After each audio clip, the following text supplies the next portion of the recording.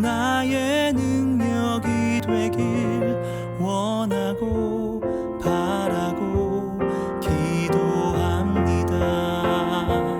하나님의 꿈이 나의 비전이 되고 예수님의 성품이 나의 인격이 되고 성령님의 권능이 나의 능력이 되길 원하고 바라고 기도합니다. 원하고 바라고 기도합니다.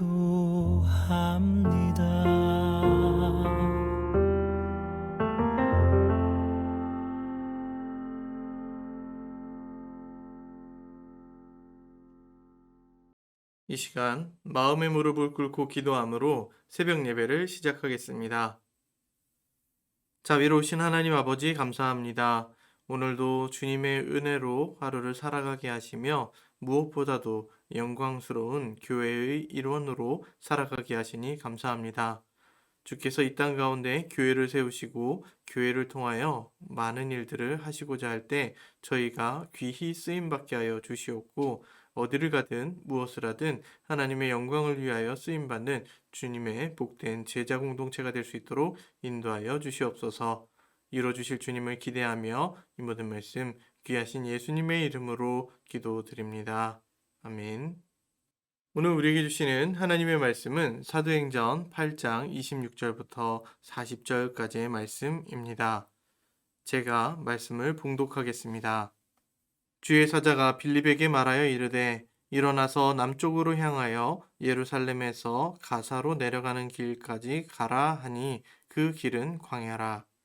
일어나 가서 보니 에디오피아 사람 곧 에디오피아 여왕 간다게의 모든 국고를 맡은 관리인 네시가 예배하러 예루살렘에 왔다가 돌아가는데 수레를 타고 선지자 이사야의 글을 읽더라. 성령이 빌립더러 이르시되 이 수레로 가까이 나아가라 하시거늘 빌립이 달려가서 선지자 이사야의 글 읽는 것을 듣고 말하되 읽는 것을 깨닫느냐 대답하되 지도해 주는 사람이 없으니 어찌 깨달을 수 있느냐 하고 빌립을 정하여 수레에 올라 같이 앉으라 하니라. 읽는 성경 구절은 이것이니 일러스되 그가 도살자에게로 가는 양과 같이 끌려갔고 털 깎는 자 앞에 있는 어린 양이 조용함과 같이 그의 입을 열지 아니하였도다. 그가 굴욕을 당할 때 공정한 재판도 받지 못하였으니 누가 그의 세대를 말하리요. 그의 생명이 땅에서 빼앗김이로다 하였거늘 그 내시가 빌립에게 말하되 청컨대 내가 묻노니 선지자가 이 말한 것이 누구를 가리킴이냐 자기를 가리킴이냐 타인을 가리킴이냐 빌립이 입을 열어 이 글에서 시작하여 예수를 가르쳐 복음을 전하니 길 가다가 물 있는 곳에 이르러 그 내시가 말하되 보라 물이 있으니 내가 세례를 받음에 무슨 거리낌이 있느냐 이에 명하여 세례를 멈추고 빌립과 내시가 둘 다 물에 내려가 빌립이 세례를 베풀고 둘이 물에서 올라올새 주의 영이 빌립을 이끌어간지라 내시는 기쁘게 길을 가므로 그를 다시 보지 못하니라. 빌립은 아소도에 나타나 여러 성을 지나다니며 복음을 전하고 가이사랴에 이르니라. 아멘. 오늘은 정말로 그 길을 가시겠습니까? 라는 제목으로 말씀을 나누도록 하겠습니다. 먼저 오늘 본문은 크게 세 부분으로 나눌 수 있습니다. 26절부터 31절까지는 전도를 위해 빌립을 인도하신 성령님의 그 인도하심을 살펴볼 수 있고 32절부터 35절까지는 고난당하신 예수님을 전하는 빌립의 모습을 살펴볼 수 있습니다. 그리고 36절부터 40절까지는 예수님을 믿고 세례를 받는 에티오피아 내시에 대해서 이야기를 하고 있습니다. 이 장면을 통해서 성령 하나님께서 어떻게 복음 사역에 관여하고 계셨으며 어떻게 이끌어 가시는지를 살펴볼 수 있는데요. 오늘 본문의 순서를 따라서 차근차근 살펴보도록 하겠습니다. 먼저 26절 말씀을 살펴보시면 주의 사자가 빌립에게 말합니다. 일어나서 남쪽으로 향하여 가라 라고 이야기를 하시는데요. 그 가라 하신 그곳은 바로 광야입니다. 이 본문에서 주의 사자라고 이야기를 하고 있는데 이 주의 사자는 천사와 동일한 의미로 사용되고 있습니다.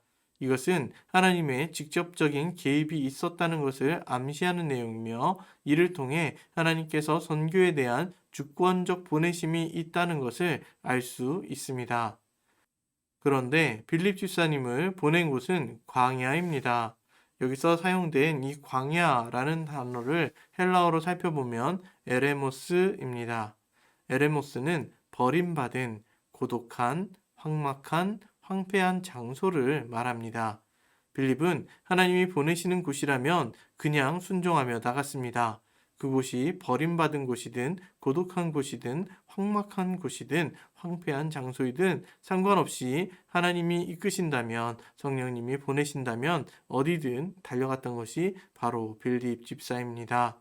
이러한 달려가는 모습은 앞서 방문했던 사마리아의 경우도 마찬가지입니다. 유대인들에게 있어서 광야와 다를 바가 없었던 지역 사마리아. 이 지역 가운데 빌립 집사님은 복음을 들고 나아갔고 성령님의 인도하심을 따라 복음을 전파하기 시작했을 때 그 지역에 있었던 많은 사람들은 하나님의 은혜, 예수 그리스도의 사랑을 경험하게 됩니다. 그렇다면 그가 이렇게 자신도 모르고 어떻게 될지도 모르는 그 상황 가운데 열심히 뛰어들 수 있었던 이유, 그 이유는 무엇일까요? 그것은 여러 가지 이유가 있겠지만 그 중에 하나는 하나님께서 그곳에 보내신다면 보내시는 이유가 분명히 있을 것이다 라는 확신 때문에 그렇습니다. 그런 의미에서 우리는 어디로 가든 무엇을 하든 하나님께서 보내시는 데는 분명한 이유가 있을 것이라고 확신할 수 있는 믿음이 우리 속에 있어야 됩니다.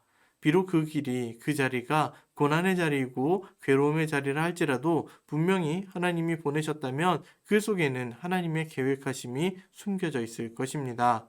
그런 성령님께서 빌립 집사를 데리고 간 곳은 바로 광야였고 그는 하나님께서 예비하신 그 만남의 자리로 나아가게 됩니다. 그 만남의 자리에서 이상한 사람을 만나게 됐는데 바로 에디오피아 내시입니다. 그 사람이 성경 읽는 것을 보고 있었고 그 사람이 읽는 성경이 무슨 내용인가를 귀 기울여 살펴보았습니다. 그러자 성령님께서 빌립더러 이렇게 이야기를 하셨다고 합니다. 이 수레로 가까이 나아가라 라고 하셨습니다.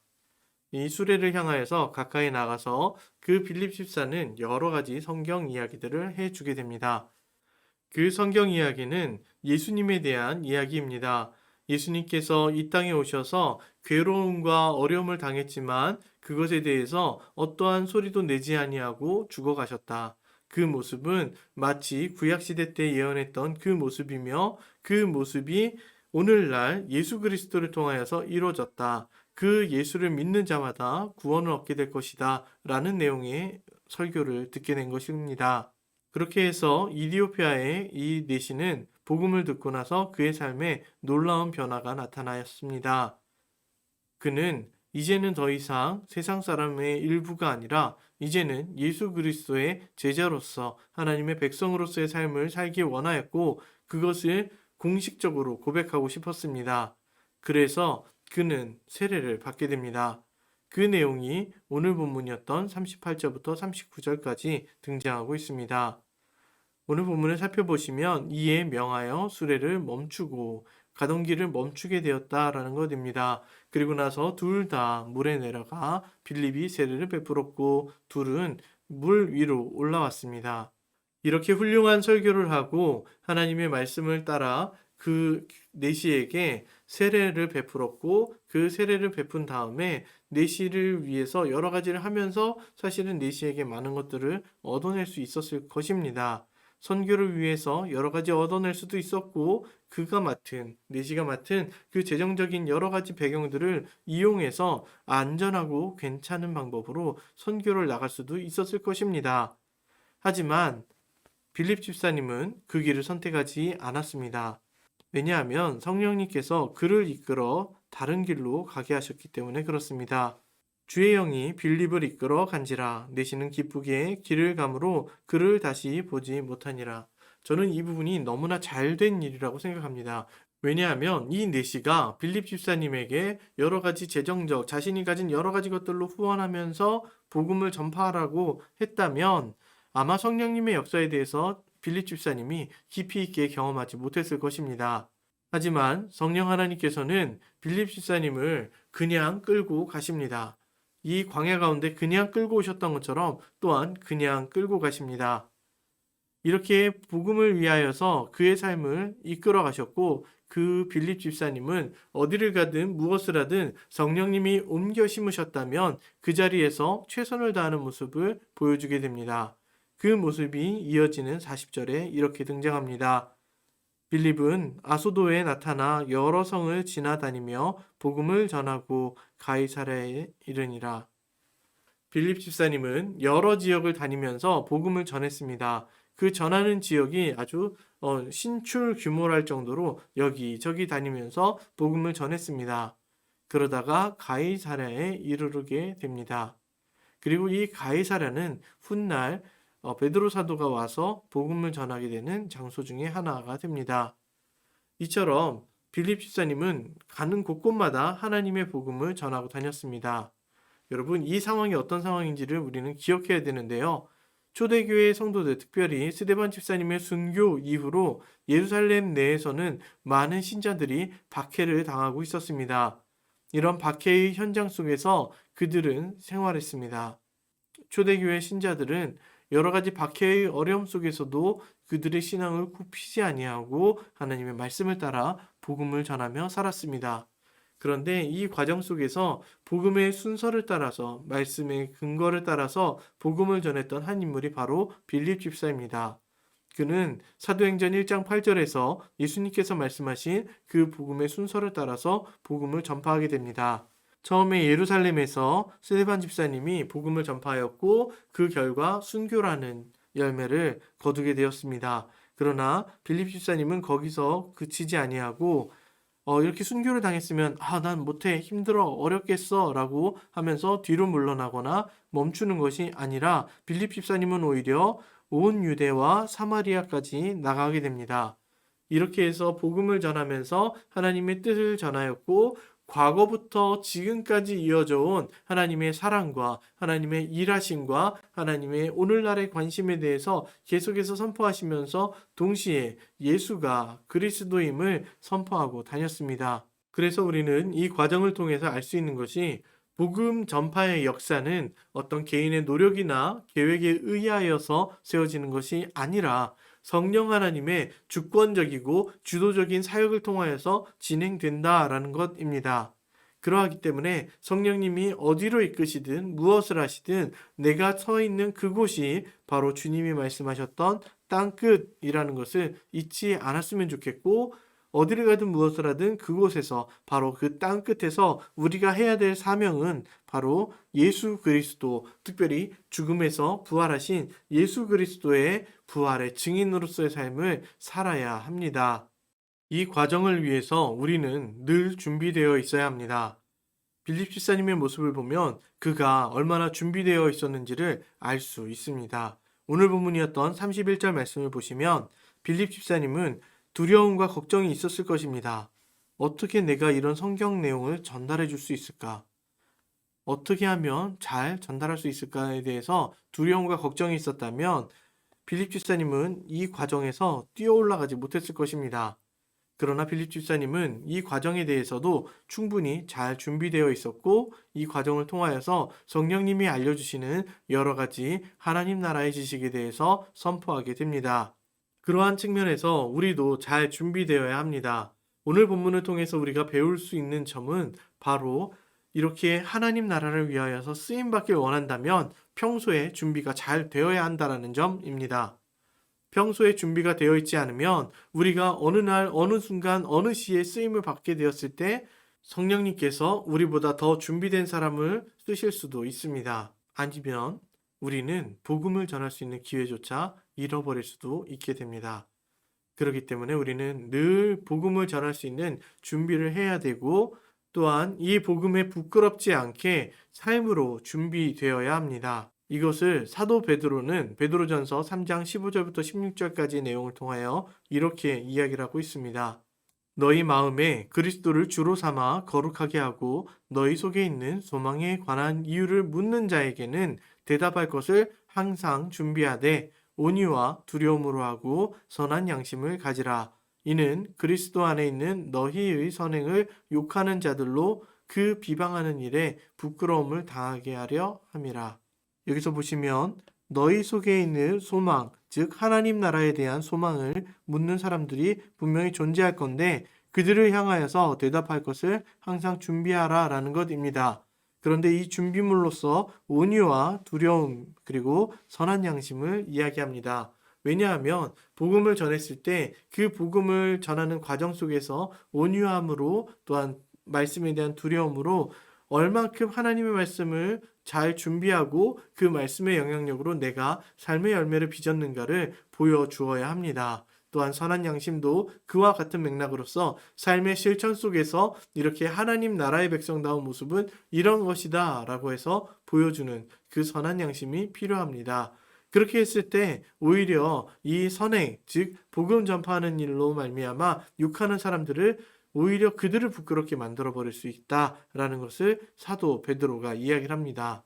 그래서 우리는 이러한 시기 속에서 복음을 잘 전파할 수 있도록 말도 준비해야 되고 어떻게 하면 복음을 잘 전파할 수 있을지 여러 가지 기술도 습득해야 됩니다. 하지만 이런 말과 기술도 중요하지만 이것보다 더 중요한 것은 그만큼 복음으로서의 삶을 살아내는 모습이 함께 겸비되어야 합니다. 이러한 모습이 있을 때 비로소 우리는 우리 주변 사람들에게 복음을 전했을 때 그만큼의 선한 영향력을 끼칠 수 있게 됩니다. 요즘은 기독교가 많이 욕을 먹는 시대입니다. 여러 가지 이유와 사정들이 있을 것이고 그 과정들이 분명히 뭔가가 있을 수도 있습니다. 하지만 그 과정에 집중하기보다는 우리가 다시 한번 말씀으로 돌아가 살아계신 예수님에 대한 증인으로서의 삶을 살아내어야 합니다. 이러한 삶을 우리가 살아내기 시작했을 때, 즉 복음에 합당한 삶, 부르심에 합당한 삶을 살아내기 시작했을 때 우리 가운데 일하시는 그 성령님의 놀라운 역사로 말미암아 우리는 더욱더 큰 선한 영향력을 끼칠 수 있게 될 것입니다. 부디 바라기는 한 주간의 삶을 통하여서 그리스도의 선한 영향력을 발휘하는 복된 광주 사랑의 교회가 되기를 간절히 소망합니다. 기도하겠습니다. 하나님, 이 땅에 있는 모든 만물들은 그 부르심에 합당한 이유가 있고 그 일을 위하여서 여러 가지 모습으로 쓰임받게 됩니다. 주님, 우리의 삶도 역시 마찬가지인 줄 믿습니다. 하나님께서 우리를 부르셨고 그 부르심에는 어떠한 뜻이 있고 어떠한 계획이 있으신 줄 압니다. 주님, 이 계획 속에서 우리가 선한 영향력을 발휘할 수 있도록 주여 우리의 삶을 붙들어 주시옵시고 우리의 삶으로 인하여서 오히려 복음 전파가 되는 것이 방해되지 않는 그런 일들이 벌어지지 않게 하여 주시옵소서. 그래서 오직 하나님의 사랑을 흘려보내는 복된 통로의 역할을 감당하게 하시며 귀한 메신저의 역할을 감당하게 하여 주옵소서. 이뤄주실 주님을 기대하며 귀하신 예수님의 이름으로 기도드립니다. 아멘. 이 시간 주신 말씀을 생각하며 함께 기도하겠습니다. 빌립처럼 사명의 심장이 뛰는 제자가 되어 하나님 나라의 일에 헌신하고자 할 때 성령님의 강권적인 인도하심을 따라 어느 곳에든지 복음을 전하는 전도자의 삶을 살게 하옵소서. 2분 동안 함께 기도하시겠습니다.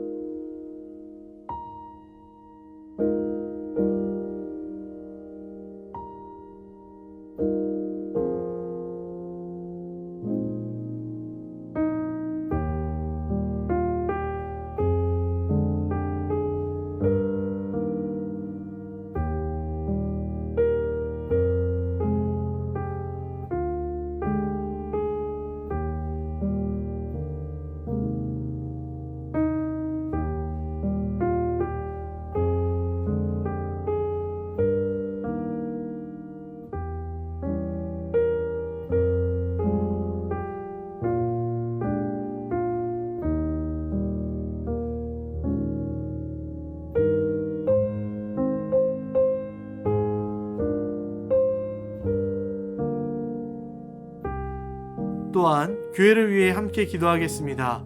광주 사랑의 교회가 사도행전을 통하여 초대교회의 모습을 더욱 사모하게 하시고 나아가 선교적 제자로서 쓰임받는 현대판 예루살렘 교회로 변화되는 역사를 경험하게 하옵소서. 2분 동안 함께 기도하시겠습니다.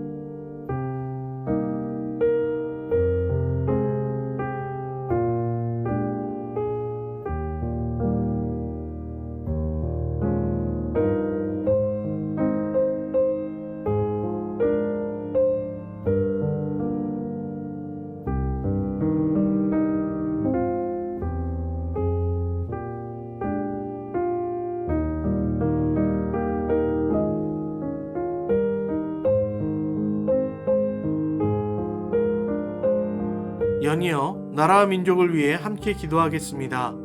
코로나19가 지속되는 가운데에도 각 나라와 족속에 흩어져서 복음을 전파하는 선교사님들에게 한계를 뛰어넘어 역사하시는 성령님의 강권적인 인도하심을 풍성하게 부어 주옵소서. 2분 동안 함께 기도하시겠습니다.